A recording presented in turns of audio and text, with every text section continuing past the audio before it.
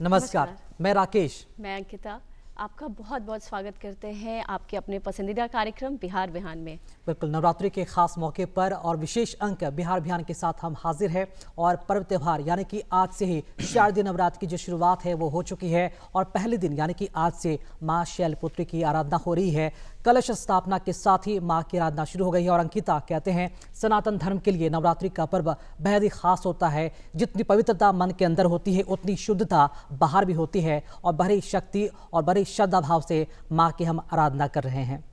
बिल्कुल राकेश, माँ की भक्ति की जो पर्व है वो शुरुआत हो चुकी है। इसमें माँ के प्रति जो लोगों की आस्था है वो बढ़ जाती है। लोग चारों ओर हम देख सकते हैं कि त्यौहार का जो मौसम है वो छा गया है। लोग भक्ति में, माँ की भक्ति में डूब चुके हैं।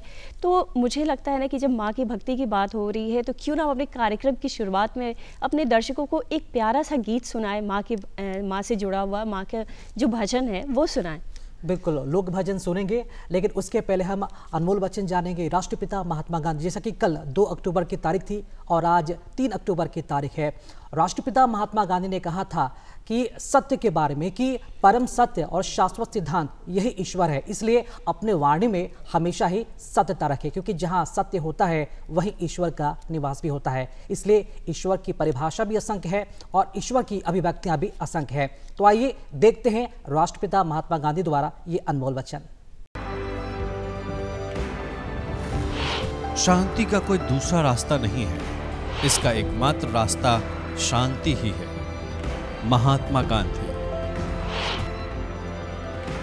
प्रसन्नता ही एकमात्र ऐसा इत्र है जिसे आप दूसरों पर छिड़कते हैं तो कुछ बूंदें आप पर भी पड़ती हैं। महात्मा गांधी।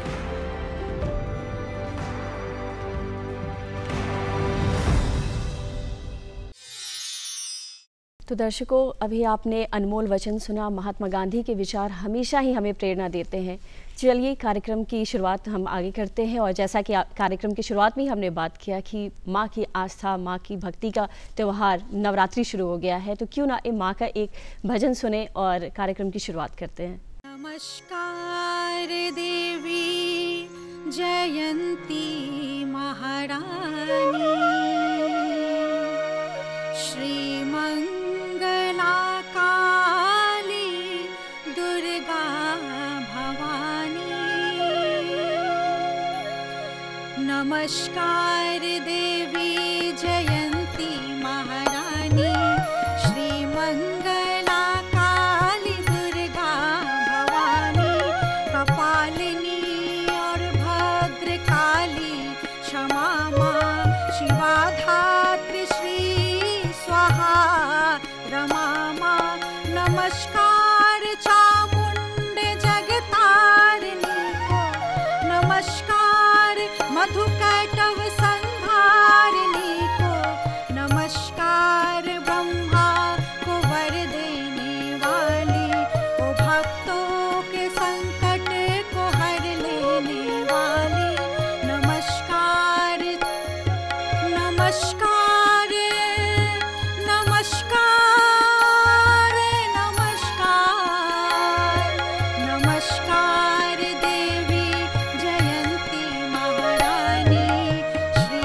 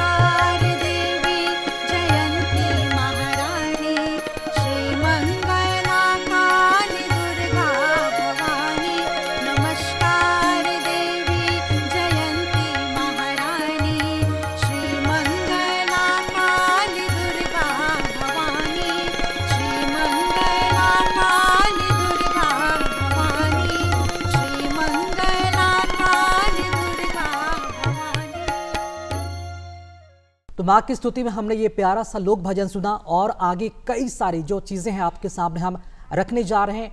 चलिए, जब बात हो रही है कार्यक्रम की तो हम कार्यक्रम के अगले पड़ाव की ओर बढ़ते हैं और इस सेगमेंट में जैसा कि राकेश हम बात करते हैं कि आज हमारे मंच पे कौन से खास अतिथि मौजूद हैं जो कि हमारे दर्शकों को बहुत सारी चीज़ों से अवेयर कराएंगे, उन्हें जानकारी प्राप्त कराएंगे। तो चलिए कार्यक्रम के अगले सेगमेंट में हम चलते हैं और हमारे खास अतिथि से अपने दर्शकों को मिलाते हैं। बिल्कुल अंकिता, और जैसा कि हमने अपने खास कार्यक्रम में जिस मेहमान को आमंत्रित किया है, मैं आपके बारे में बता दूं कि वेदाचार्य हैं सुशील कुमार चौबे जी। उनके बारे में मैं बात कहूँ तो वो सोनपुर में बाबा हरिहर नाथ मंदिर के मुख्य पुजारी हैं, वेदों के ज्ञाता है और इसी के साथ साथ शिव के उपासक तो है ही, शक्ति के भी उपासक है। तो उनसे हम बात करें, नवरात्रि के विधि के बारे में जाने, लेकिन सबसे पहले आइए देखते हैं वेदाचार्य सुशील कुमार चौबे जी पर आधारित एक लघु फिल्म।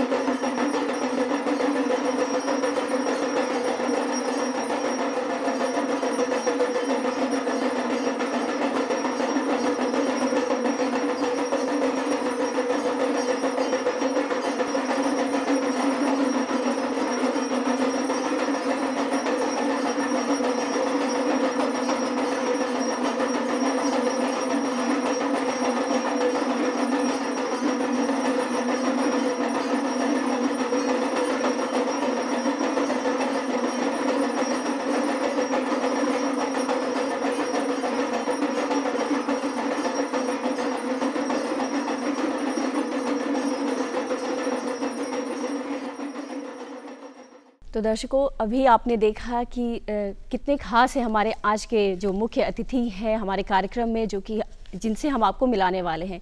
तो चलिए अब बिना देरी के हम आपसे उनको मिलाते हैं और उनसे बहुत सारी जानकारी आज प्राप्त करते हैं। बहुत बहुत स्वागत है आपका।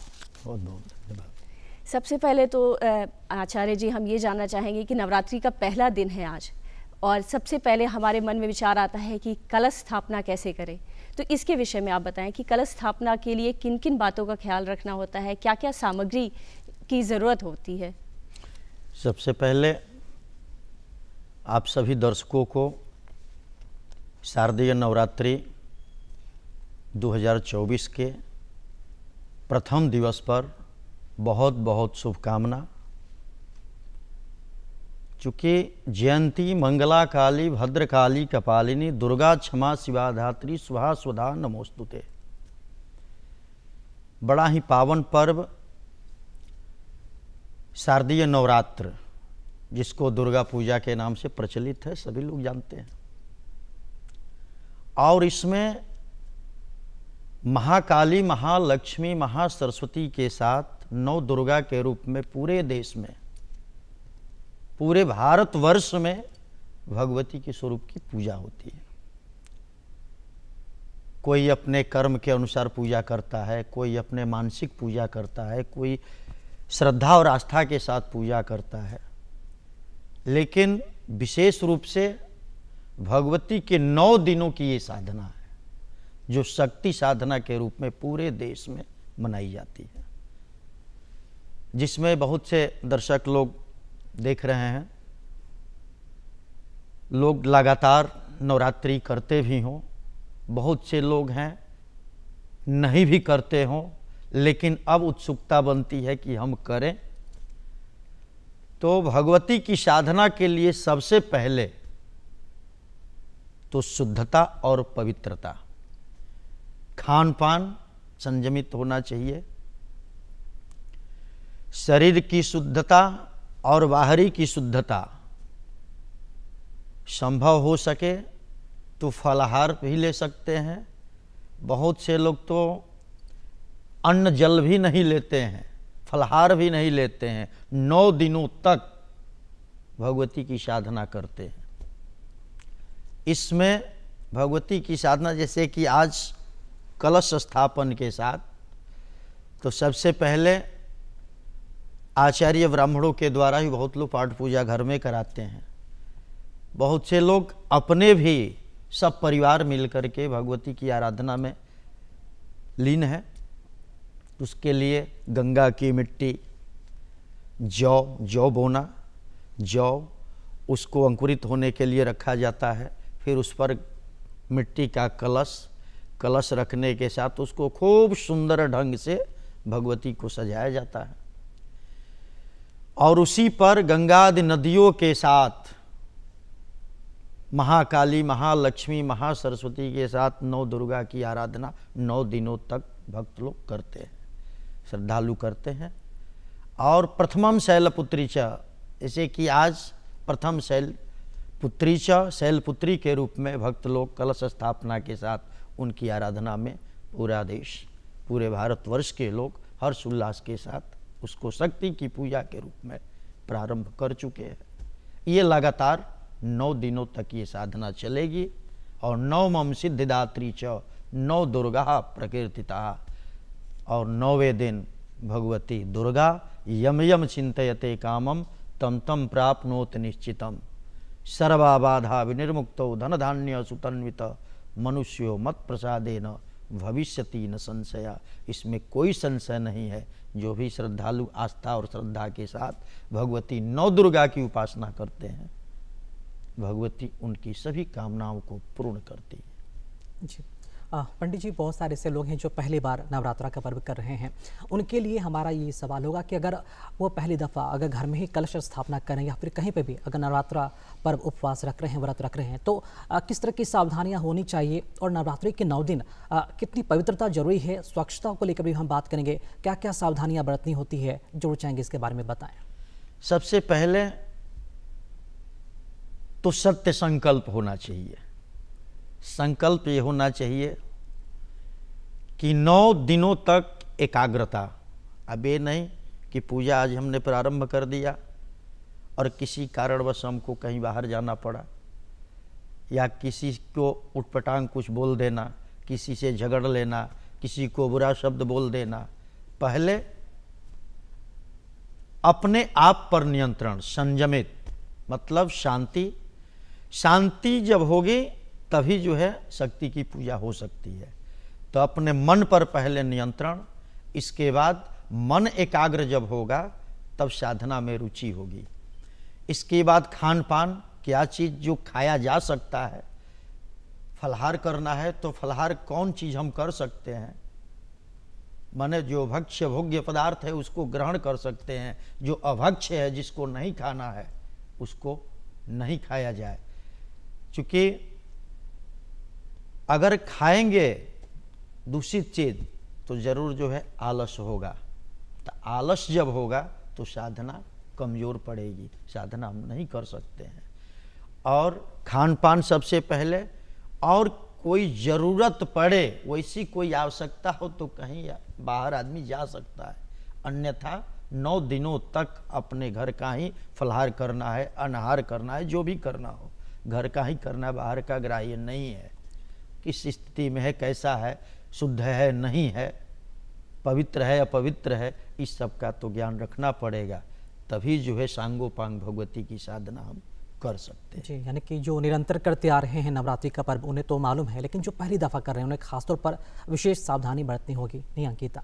बिल्कुल। और जैसा कि आपने बताया कि कोई भी व्रत करते हैं, कोई भी जब पर्व हम अनुष्ठान करते हैं, तो सबसे पहले अपने आचरण को, अपने आहार को, अपने विचारों की शुद्धता पे हमें विशेष ध्यान देना चाहिए। और इसके साथ ही आपने जिक्र किया कि अपने आसपास भी साफ़ सफाई रखनी चाहिए। तो किस तरह से और क्या क्या चीज़ें हैं, जैसे अगर हम बात करें कि बहुत से नियम होते हैं कि आपको शुद्धता रखनी है, आपको एक टाइम उपवास रखना है, एक टाइम आप अन्न का ग्रहण कर सकते हैं, लेकिन बहुत से उपासक हमारे ऐसे हैं जो कि नहीं कर पाते हैं व्रत, वो नहीं रख सकते हैं, या तो हेल्थ इश्यूज़ है या फिर कामकाज की वजह से। तो क्या उनकी उपासना को हम कम मानेंगे? नहीं, शास्त्र भी कहता है, सभी दर्शकों को हम बताना चाहेंगे कि आप लोग ये न समझें कि हम अगर अन्न ग्रहण कर लेते हैं, अरबा अरवाइन जिसको हम लोग भाषा में बोलते हैं, अरवा चावल हो गया, चने की दाल हो गई, साग सब्जी हो गई, तो ये अरबा अरवाइन बोलते हैं, शुद्ध सात्विक। वो अगर लेने के बाद भी वो सोचता है कि मुझे फल कम मिले, ऐसा सोचने की जरूरत नहीं है। चूंकि शरीर माध्यम खलु धर्म साधनम, शास्त्र भी कहता है कि शरीर माध्यम खलु धर्म साधनम, शरीर जो क्या है, ये शरीर जो है साधना की सीढ़ी है, और साधना तभी संभव है जबकि ये सीढ़ी स्वस्थ रहे। तो ये नहीं कहता है कि आप फास्टिंग में रह करके भगवती को साधना कीजिए, भगवान की साधना करिए, ऐसा कुछ नहीं है। लेकिन खान पान संयमित हो, जो कौन खाद्य पदार्थ है जिसको खाया जा सकता है, जो कि प्राण की भी रक्षा हो सके, दवाई भी नहीं लेना पड़े, साधना भी हो जाए, उसको भी उतना ही फल की प्राप्ति होगी। जो अन्न लेकर के, अन्न ग्रहण करके भी पूजा करता है, उसको भी उतना ही फल मिलेगा, और जो निराहार जब बिना जल लिए भी करता है, उसको भी वही फल की प्राप्ति होगी। ऐसा सोचने की कोई ज़रूरत नहीं है। शरीर जिस तरीके से स्वस्थ रहे, मैंने बताया आप सबों को कि शरीर साधना की सीढ़ी है, और साधना तभी संभव है जबकि शरीर स्वस्थ हो। शरीर ही नहीं रहेगा तो न मैं फास्टिंग कर सकता हूँ, न फलाहार कर सकता हूँ, न साधना कर सकता हूँ। तो इसलिए ये कोई बिंदु नहीं है, जिसको जैसे भी हो सके शुद्धता और पवित्रता का इसमें ख्याल रखना है। बिल्कुल पंडित जी, आपने सही कहा कि ईश्वर भी ये नहीं कहते कि आप भूखे रखकर मेरी आराधना करो, आपकी जैसी क्षमता है उसके हिसाब से आप श्रद्धा कर सकते हैं, बस पवित्रता का ख्याल रहना चाहिए। पंडित जी कहते हैं कि अष्टमी और महानवमी को ये बहुत ही विशेष महत्व भी होता है, और जो लोग नवरात्रि का पर्व नहीं कर पाते हैं, 9 दिन उपवास नहीं रख पाते हैं, कहते हैं कि इन दोनों का अगर व्रत रखा जाए तो उनकी सिद्धि भी सफल होती है और माता का विशेष कृपा भी उन्हें मिलता है। तो जरूर इसके बारे में बताएं कि अष्टमी, नवमी और फिर उसके बाद यज्ञ भी होता है, तो कितना इसका विशेष फलदायी माना जाए अगर भक्त 9 दिन उपवास ना करके अगर इन दोनों को महत्व देते हैं नवरात्रि में? तो इस शारदीय नवरात्रि का मतलब है उपासना का ये पक्ष है। भगवान राम भी रावण को कि लंका के चढ़ाई करने के पूर्व 9 दिनों तक इस उपासना को किया था, भगवती की शक्ति की पूजा की थी। इसके बाद तब रावण पर, लंका पर विजय प्राप्त करके विजयादशमी हम लोग मनाते हैं ना, दशहरा के दिन, वो हुआ। तो और इधर भगवती दुर्गा का, माता का ये मायका है। मायके में भगवती का आगमन होता है, और पूरे भारतवर्ष में हर्षोल्लास के साथ इसको मनाया जाता है। और ये साधना का पर्व है ही, ये भगवती की 9 दुर्गा के रूप में साधना पक्ष है। जिसकी जो कामना है, जो श्रद्धा है, जो आस्था है, उसके साथ ये अधर्म पर धर्म के विजय का ये पर्व है, जो उपासना का पक्ष है, इसको उपासना के साथ करना चाहिए। बिल्कुल, जैसा आचार्य जी आपने जिक्र किया कि ये माँ भगवती जो धरती पर आती हैं तो ये इनका मायका होता है, तो हर बार जब माँ भगवती धरती पर आती हैं तो उनकी सवारी के ऊपर भी काफ़ी जिक्र होता है कि वो इस बार किस सवारी से आ रही हैं और उसका देश दुनिया पर क्या असर होगा, तो इसके विषय में भी हम जानना चाहेंगे। दर्शकों को हम ये बताना चाहेंगे कि कभी भी अगर घर से बेटी बहू विदा होती है तो उसका ख्याल रखा जाता है कि इतवार मंगर को नहीं भेजना है, या उस तरीके से तिथि के अनुसार, नक्षत्र के अनुसार भगवती के भी आगमन का और गमन का विचार किया जाता है। जो ज्योतिर्विद, जो ज्योतिषाचार्य लोग हैं, अपने पंचांग के अनुसार लग्न नक्षत्र देख करके, तो इस बार 2024 में आज भगवती का आगमन डोली पर हो रहा है। तो डोली पर भगवती का आगमन हुआ है, हम सबों के बीच भगवती विराजमान रहेंगी। 9 दिनों 10 दिनों तक हम लोग को आशीर्वाद दे करके पुनः जो है कुक्कुट मुर्गे पर फिर जो है वापस चली जाएगी। लेकिन इस बार माँ पालकी पर आ रही हैं और वाकई में हम सभी के लिए खुशी का पल है। जितना उत्साह है उतनी पवित्रता भी है, शुद्धता भी है। पंडित जी, नवरात्रि में कन्या पूजन का भी विशेष महत्व होता है, विधान होता है, तो ये कितना विशेष फलदायी होता है और कौन कौन कन्या पूजन कर सकता है, जरूर बताएं इसके बारे में। कन्या पूजन का तो महत्व है ही, लेकिन हम लोग सभी दर्शकों को हम बताना चाहेंगे कि इस बात को हम लोग को जानने की आवश्यकता है। जो भगवती स्वरूपा, जो कन्याओं का हम लोग आज पूजन करते हैं, साक्षात भगवती स्वरूपा, देवी स्वरूपा, शक्ति स्वरूपा, तो आजकल के परिवेश में जिस तरीके से पूजन करने के समय जो भगवती स्वरूपा आदि शक्ति की भावना हो, उसी तरीके से कालांतर लगातार बनी रहे, तो आजकल जो सोचने को मिल रहा है, जो देखने को मिल रहा है, जो सुनने को मिल रहा है, ये कदापि नहीं मिलेगा। इससे यही हम लोग करना चाहिए, वही भगवती स्वरूपा परम्बा जगदम्बा की पूजा का विधान है।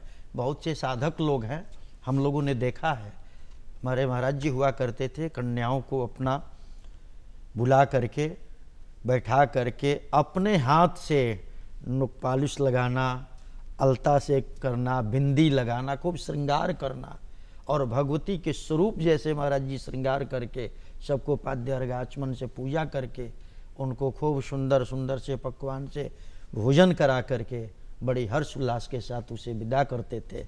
और यही नहीं, महाराज जी ने जिन कन्याओं को उन्होंने पूजा किया, उसको योग्य होने के बाद शादी विवाह में बहुत सारा हेल्प मदद आश्रम में हुआ करता था, ये हम लोगों ने देखा है। और भगवान त्रिपुर सुंदरी की उनकी साधना थी, साक्षात लक्ष्मी की उनकी साधना थी। वो लक्ष्मी स्वरूपा, काली स्वरूपा, जगदम्बा स्वरूपा रूप में सभी कन्याओं को, माताओं को, बहनों को देखा करते थे। बिल्कुल, तो नवरात्रि के हर दिन की एक खास महत्व होती है। हर दिन कन्या पूजन हो या फिर यज्ञ हवन हो, जो अंत में हम लोग करते हैं, तो अगर हम हवन की बात करें तो उसका भी विशेष महत्व होता है। उस दिन भी अगर हम बात करें तो उसका आध्यात्मिक पहलू भी है और धार्मिक पहलू भी है, तो इसके बारे में हम जानना चाहेंगे। धार्मिक और आध्यात्मिक पहलू यही है कि पूर्णाहुत्या सर्वकर्मवाप्नोति। किसी कार्य का संकल्प हम जब लेते हैं तो उसकी पूर्णता जब तक नहीं हो जाती है तब उसका फल प्राप्त नहीं होता। तो आज कलश स्थापन से लेकर के जिस दिन नवमी होगी, नवमी के दिन इस नवरात्रि की पूर्णता दिवस होता है। तो पूर्णाहुति के दिन हवन जो करते हैं, तो अग्नि दूतम पुरोदधे देव हप्य पाब्रुवे। अग्नि देवता क्या है? देवताओं के दूत हैं।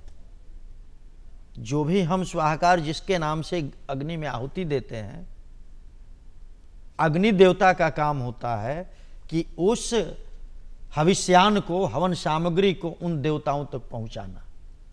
कभी कभी देखते हैं कि अग्नि जो है प्रज्वलित होती है तो पूरा आग धधकने लगती है तो अग्नि दूत देवताओं के उनको कुछ नहीं मिलता, केवल परिश्रम हाथ लगता है। अंत में आचार्यों ने कहा कि अग्निदेव आप तो प्रसन्न हुए और सभी देवताओं के अंश तो आपने पहुंचा दिया, तो अंत में अग जो बचा रहता है उसको लेके आचार्य कहते हैं ओम अग्नये स्विष्ट कृते स्वाहा करके एक ही बार में उसको अग्नि को वो प्रदान किया जाता है। इसके बाद पूर्णाहुति होती है, तो पूर्णाहुति में वही नारियल का गोला होता है।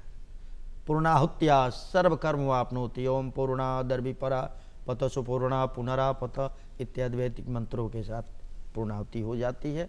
अब पूर्णाहुति हुई, इसके बाद जो भी आपकी कामना है पूर्ण हो गई। जी बिल्कुल, और यज्ञ का तो काफ़ी महत्व भी है और जिक्र इसका है वेदों में, शास्त्रों में कि अगर आप कभी पूजन हवन करते हैं तो अपने आराध्य देव को जो आप अर्पण करते हैं वो अग्नि के माध्यम से ही आपके इष्ट देव तक पहुंचता है। बाबा ये भी क्योंकि नवरात्रि का पर्व है तो जरूर जानना चाहेंगे, क्या आप मैसेज देना चाहेंगे समस्त बिहार वासियों के लिए, देशवासियों के लिए नवरात्रि के पर्व को लेकर क्या मैसेज रहेगा आपका उनके लिए? सभी बिहार वासियों को, पूरे भारतवर्ष को इस शारदीय नवरात्र के शुभ अवसर पर बहुत बहुत शुभकामना देते हुए उत्तरोत्तर हमारा ये भारतवर्ष श्रद्धा और आस्था के प्रतीक के रूप में माता की, शिव की और शक्ति सबों का आशीर्वाद हमारे सभी सनातन धर्मावलंबियों पर पड़े कि उत्तरोत्तर हमारा भारतवर्ष आगे बढ़ता रहे और जो जिस क्षेत्र में है, खेती बाड़ी, अध्ययन अध्यापन, नौकरी चाकरी करते हुए भगवान का सानिध्य उन्हें प्राप्त होता रहे। यही शुभकामनाओं के साथ भगवती के, नौ दुर्गा के जुगल चरणों में नमन बंदन करते हुए चलिए बहुत बहुत आभार करना चाहेंगे, आपने आध्यात्मिक और धार्मिक रूप से जो जानकारियाँ साझा की है।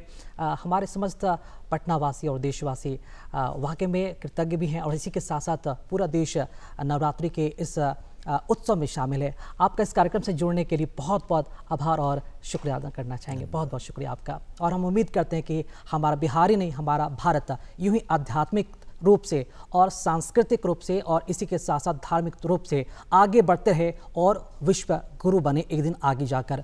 और दर्शकों, जैसा कि हम सब जानते हैं कि नवरात्रि का महान पर्व स्टार्ट हो चुका है, हम सब माता की भक्ति में, उनकी आराधना में डूब चुके हैं। तो राकेश, कहीं ना कहीं हम देख रहे हैं कि हर घर में हमें देवी भजन जो है वो सुनाई दे रहा है, लोग भक्ति के रस में बिल्कुल डूब से चुके हैं। बिल्कुल अंकिता, आपने सही कहा, और कार्यक्रम की शुरुआत भी हमने काफ़ी खूबसूरत अंदाज में किया।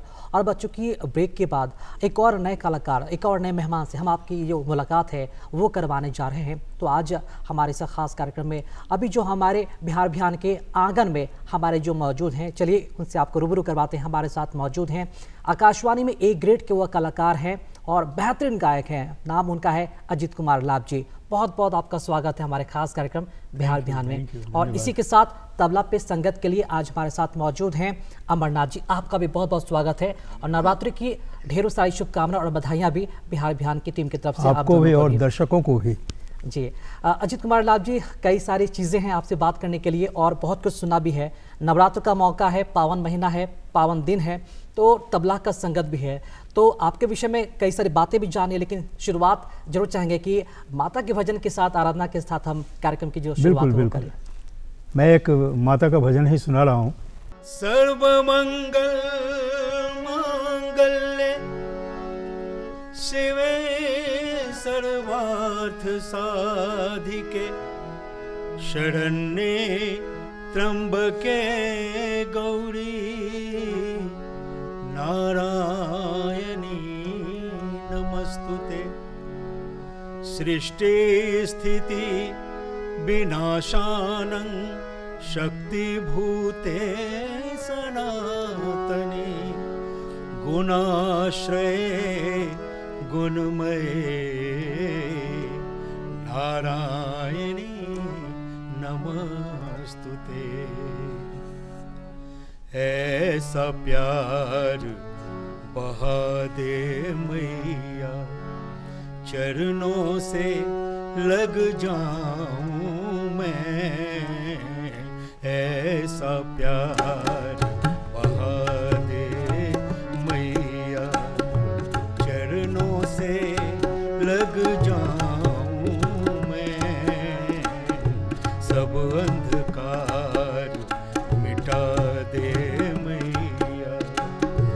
दर्श तेरा कर पाऊं मैं, ऐसा प्यार बहा दे मैया।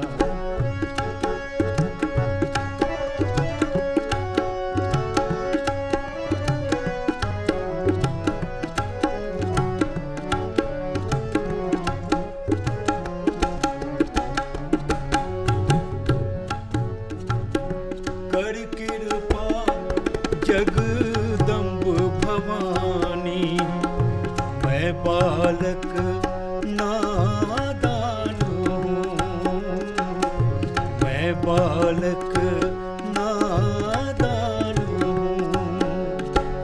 नहीं आराधना जप तप जानूं, मैं अब गुण की खान हूँ, मैं अब गुण की खान हूँ।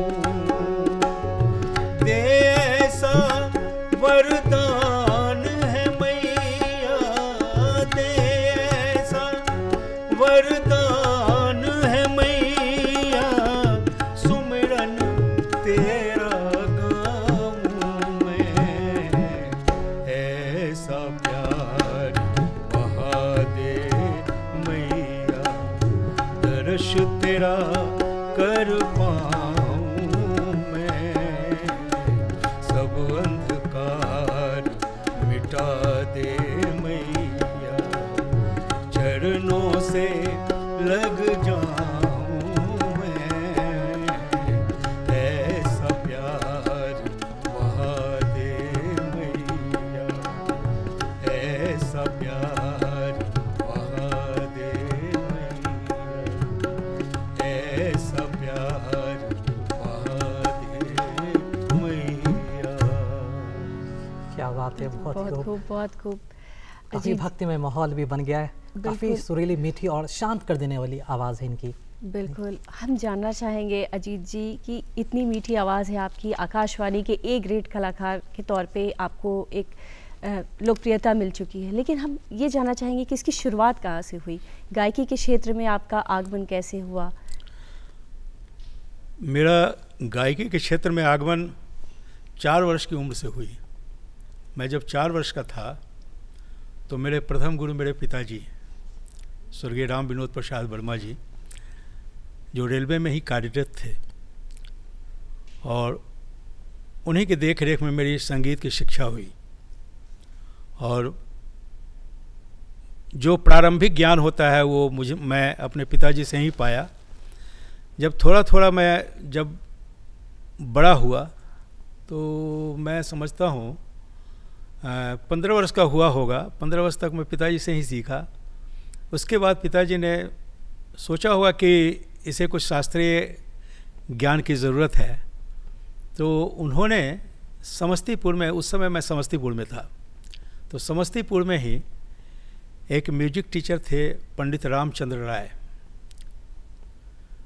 तो उनके पास मेरे पिताजी ने, उन्हीं के सानिध्य में मेरा गायन का, शास्त्रीय गायन का प्रारंभ हुआ। और उनके सानिध्य में मैंने जो सीखा वो मुझे अब महसूस हो रहा है कि उन्होंने क्या सिखाया। आजकल जैसा देखते हैं कि तुरंत आदमी जब बच्चा सीखना शुरू करता है तो 6 महीना साल भर में ही वो चाहता है कि मैं गाना गाने लगूं या करने लगूं। लेकिन मेरे पिताजी ने और मेरे गुरुजी ने मुझे 4 वर्षों तक सिर्फ अलंकार रटाया। अलंकार संगीत का वो आभूषण होता है जो मुझे अब महसूस होता है। किसी भी संगीतज्ञ, मैं सारे संगीतज्ञ सीखने वालों को मैं ये कह रहा हूँ कि अलंकार का बहुत ज़्यादा प्रयोग अपने गायन में करना चाहिए, उसका रियाज डेली करना चाहिए। बिल्कुल, आपने वो जिस तरह से आप और बिना रियाज के कहते हैं कि कोई भी काम में सफल हम नहीं हो पाते हैं। हाँ। और जैसा कि जो लोग समझते हैं कि संगीत सिर्फ गाना गाना नहीं होता, एक तपस्या होती है, एक साधना होता है जो निरंतर एक कलाकार हमेशा करते रहता है। हम जरूर चाहेंगे अगली प्रस्तुति क्या आप सुनाना चाहेंगे, हमारे दर्शक भी इंतजार कर रहे हैं, हम भी इंतजार कर रहे हैं। एक विद्यापति जो हम लोग के मिथिला के भगवान शिव के ही मिथिला के धरोहर हैं और बहुत बड़े भक्त थे भगवान शंकर के। सभी लोग शायद जानते ही होंगे विद्यापति के गीत। तो मैं विद्यापति का एक वो भैरवी गीत है उनका, माँ के लिए जो उन्होंने लिखा है, वो मैं सुनाना चाह रहा हूँ। जरूर।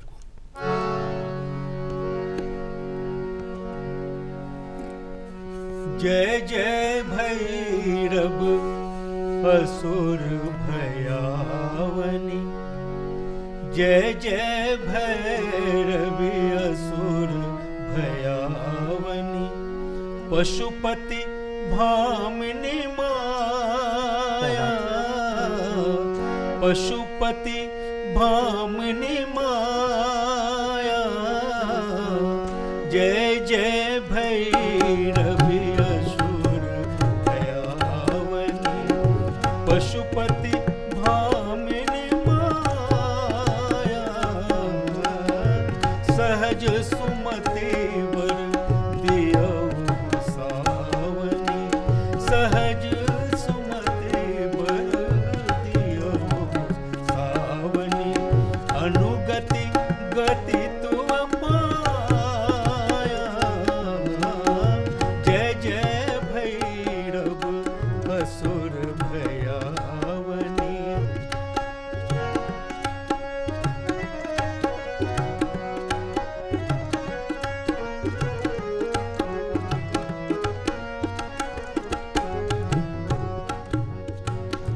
घन घन घनन नुपुर कत बाजै, घन घन घनन नुपुर कत बाजै, हन हन कर तुअकाता, हन हन कर तुअकाता,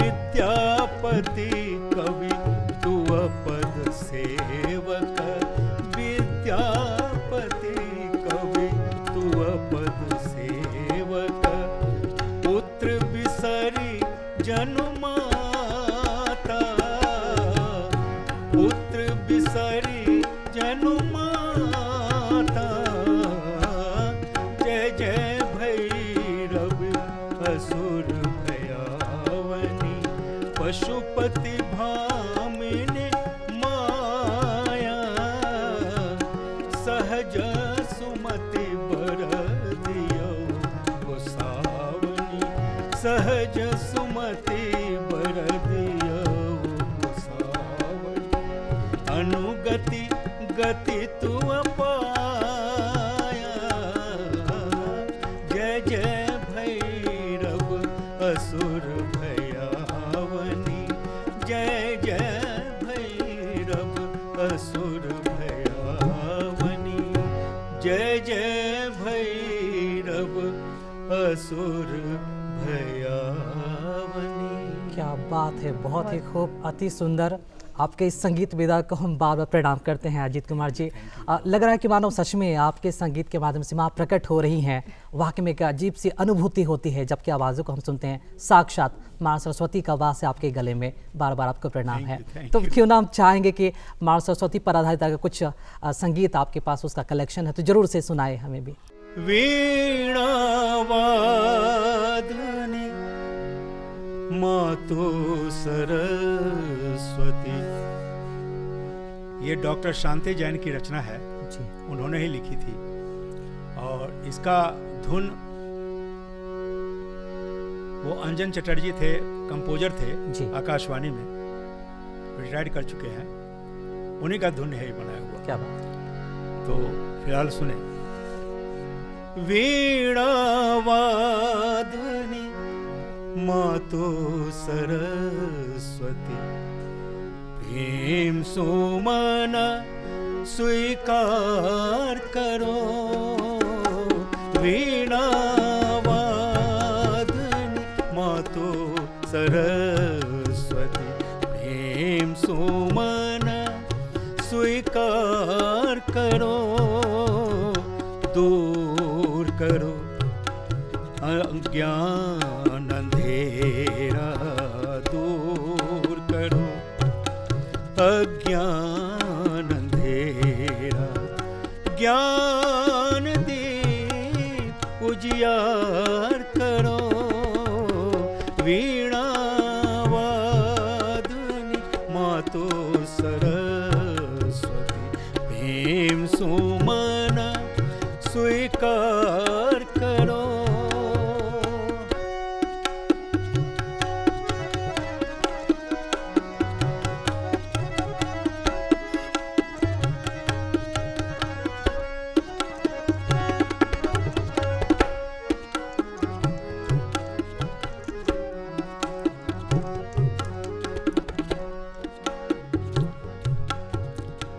मन के टूटे तार जोड़ दो मेटो, जड़ता जीवन की। मन के टूटे तार जोड़ दो मेटो, जड़ता जीवन की।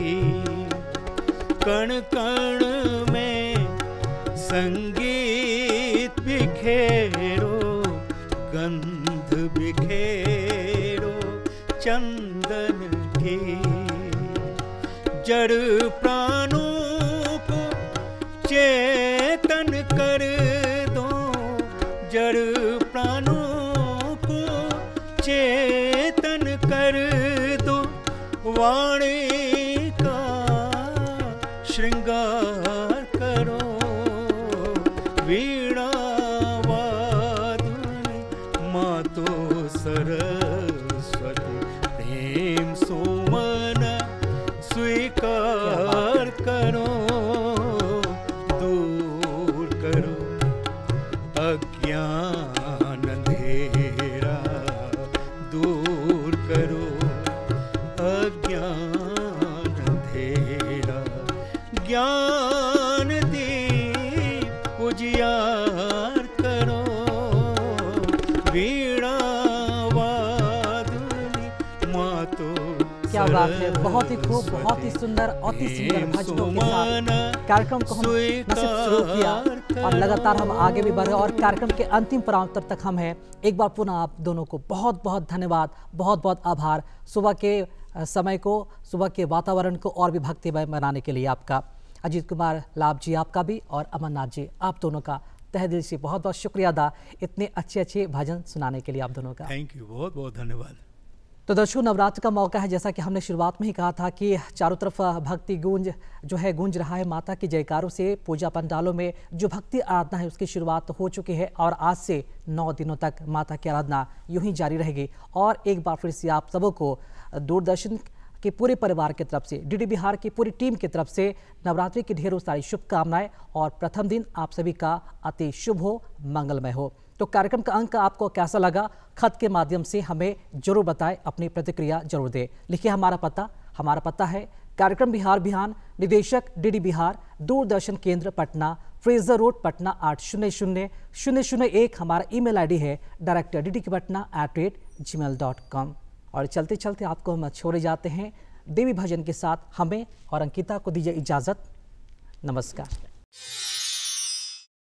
जगदम्बा घर में दियरा बार अली है, जगदम्बा घर में दियरा बार अली है, जगदम्बा घर में दियरा बार अली, बार अली, बार अली है, बार अली, बार अली, बार जगदम्बा घर में दियरा बार अली है, जगदम्बा घर में दियरा